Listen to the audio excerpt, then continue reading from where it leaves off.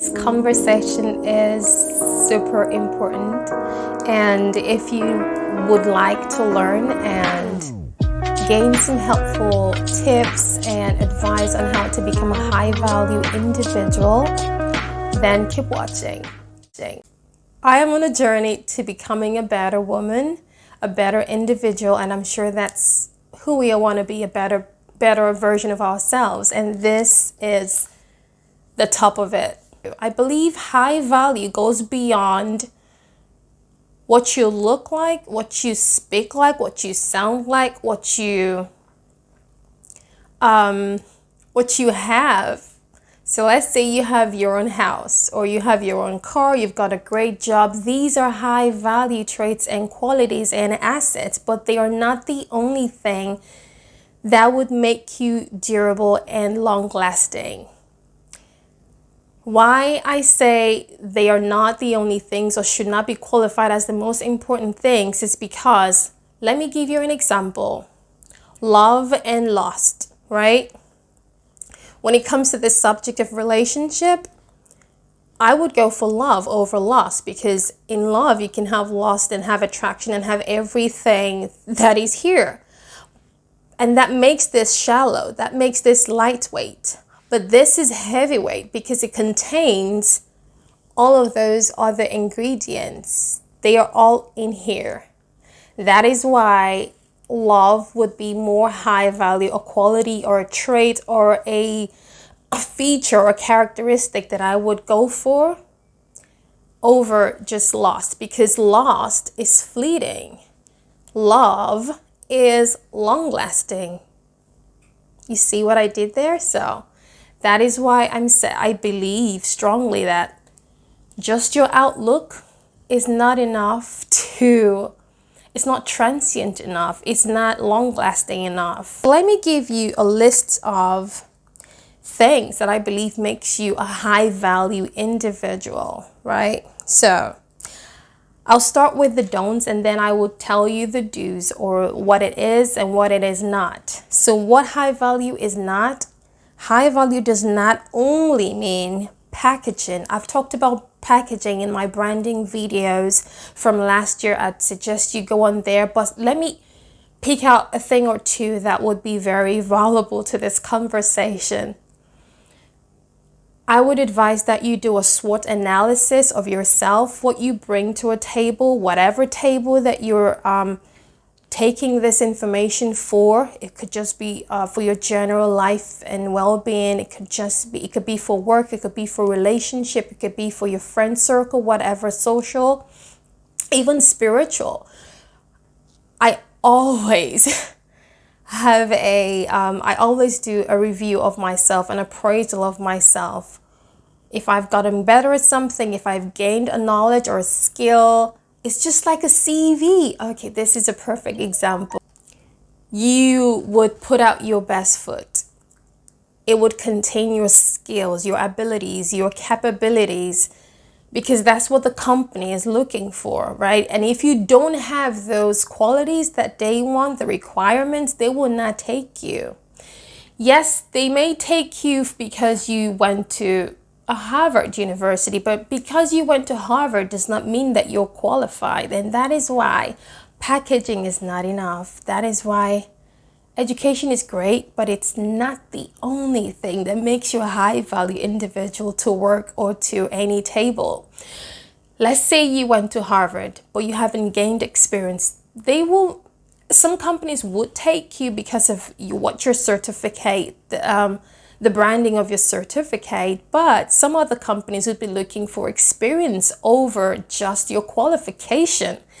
And I would say the high value person in that case would be the person with experience, the person who's got the skills. Let's say you went to my school, New York Film Academy, or some New York University, right?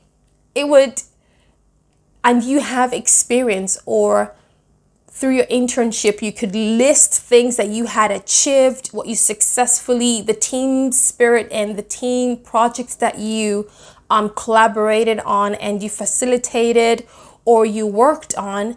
If they can see these things, that is what will represent your value to the company. And that is why they would say, I think I'm going to take that person. I think that person is more qualified than the lady or the gentleman who just went to Harvard or Oxford University and does not have a list of achievements or things that they've done that actually shows how skillful and experienced and what their value proposition would be like to the company. Let me define value. So value is worth. What is your worth? Something that is useful, of great use, something beneficial, something of principal support, something of high standard, something of great effect. And yes, these are all, the few adjectives and meanings to value. The dictionary meaning of high is something that is beyond normal, above normal. So you cannot be average. That is what high. So when you put the two together, high and value, it would be something that is of great use, something that is of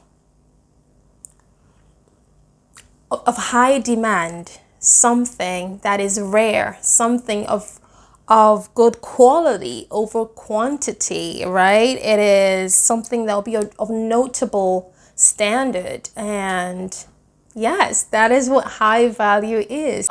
From packaging, you would know that packaging, your looks, your outlook is not the only thing that qualifies you as high value. I'm still going to dwell on that for a little bit because I think society today has told us that how you look, if you're attractive, it would depend on how far you go in society. I'm a broadcaster.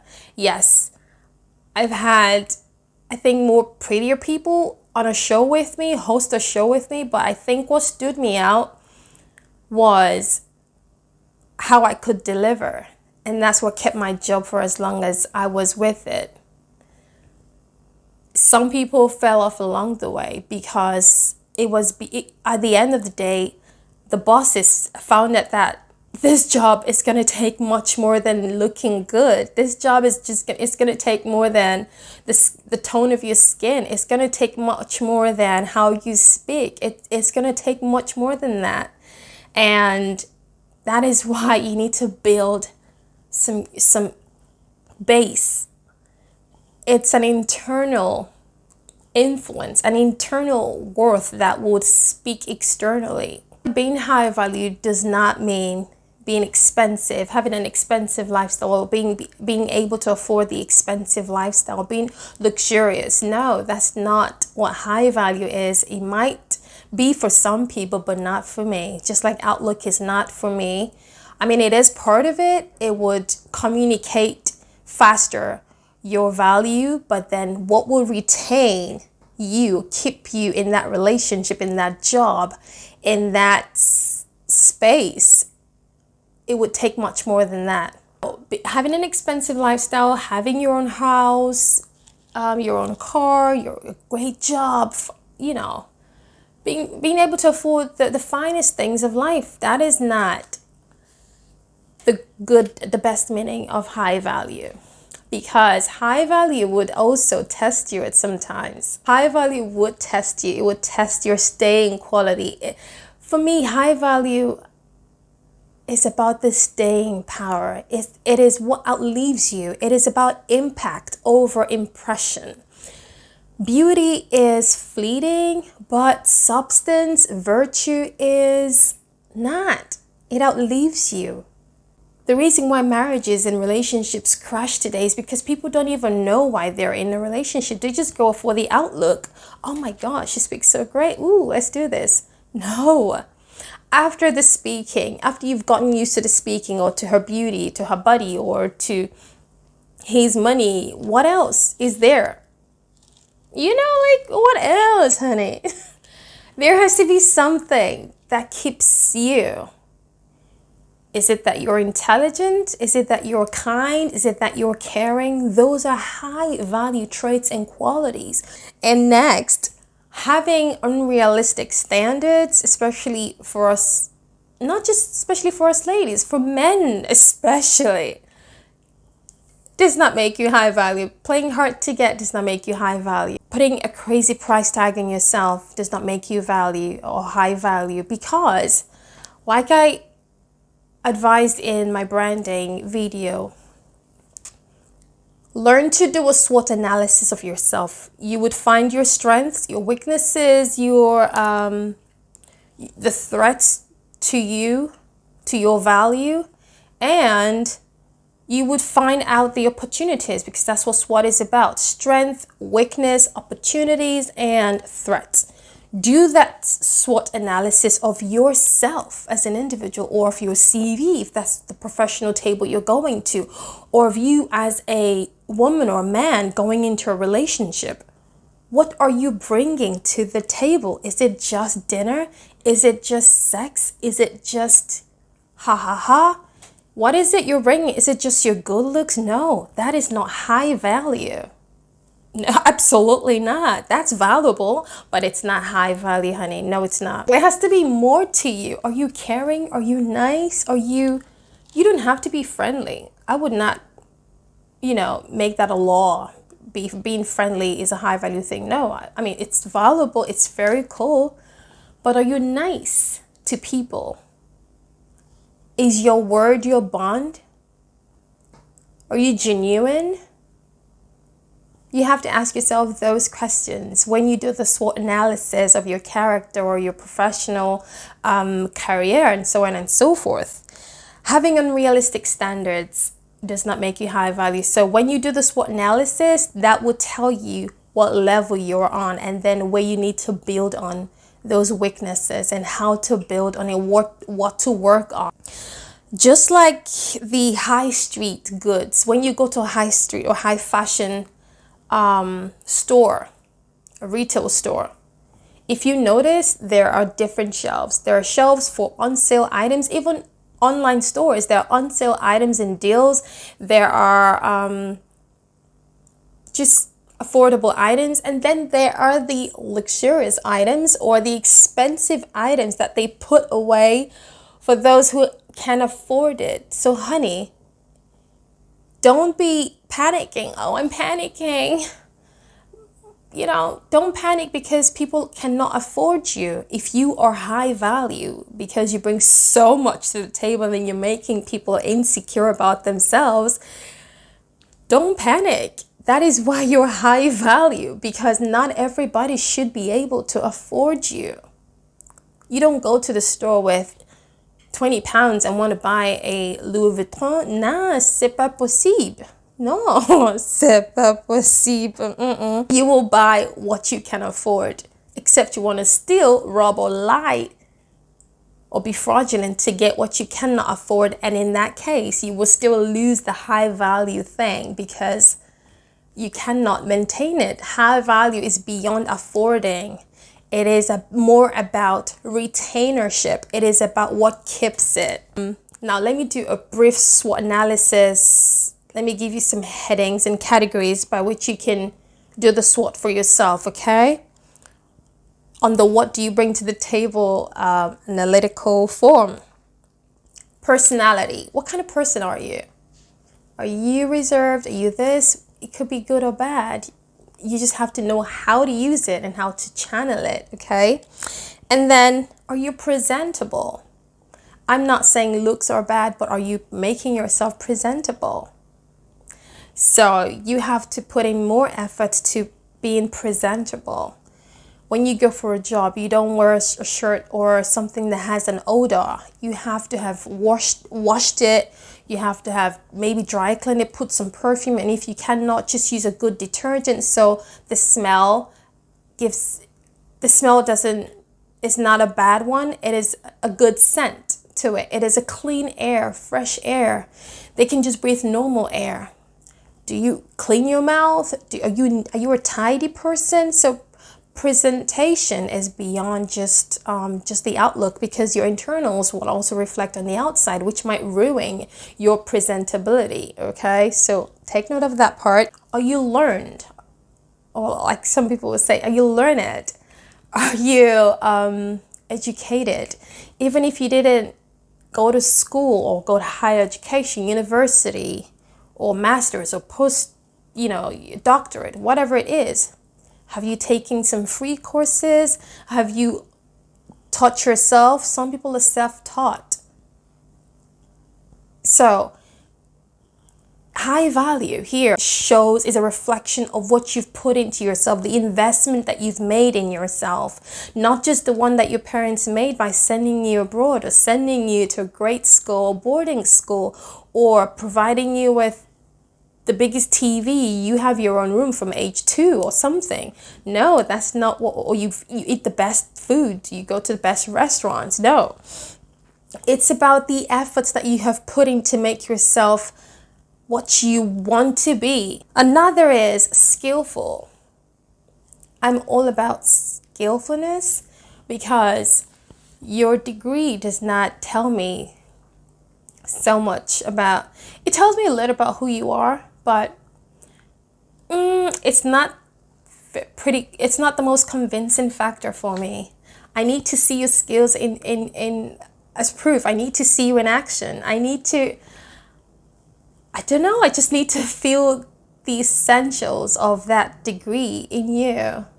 Like I said about the Harvard analogy or example, I would be more comfortable with someone who's experienced something over someone who's just a novice. I'm just saying. Now, a novice does not mean innocent. Innocent, you can be innocent in experience and have knowledge. But a novice is someone who's not even trying, someone who's ignorant, not trying to learn, not trying to gain knowledge and experience. Another thing that would make you a high value individual is your talents. Have you built on a talent of yours? Have you gained an extra curricular skill? It's still relating to skills, but this is another category you need to look into. You've had a lockdown for 2 years now, or a year plus, that you could have used to work on something, learned a craft, or learned a skill. Did you? Think about that. You still have time though. I'm going to pause and say this. It is never too late to learn something new. It is never too late to start afresh. It is never too late to let go. It is never too late to learn. And yes, let me go to the character part. Personality is different from character. Let me explain. This is the final category for the SWOT analysis, to check if you're high value and where you need to build on to become a high value individual.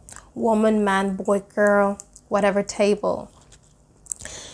Character would involve your values, because your values would define your boundaries.